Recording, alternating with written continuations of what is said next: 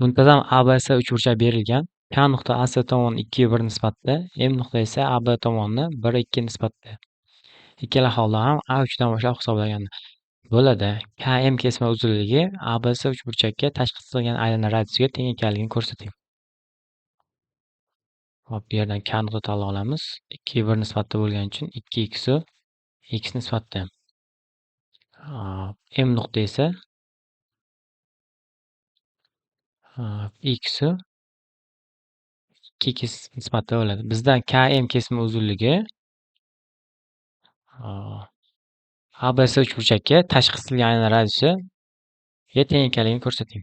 Demak, muntazam uchburchak bo'lgani uchun barcha burchak 60 gradusdan bo'ladi. Dastlab uchburchak AMK dan kosinuslar teoremasiga ko'ra KM kesmani topadigan bo'lsak, ildiz ostida x kvadrat plus 4x kvadrat minus 2 ko'paygan x ko'paygan 2x ko'paygan kosinus 60 gradus.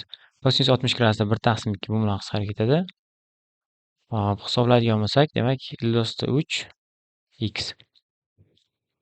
Ikkinchisi, muntazam uchburchakka tashqi sig'gan aylana radiusi ildiz ostida 3 taqsim 3 ko'paygan tomoni. Tomoni bizda 3x ga teng.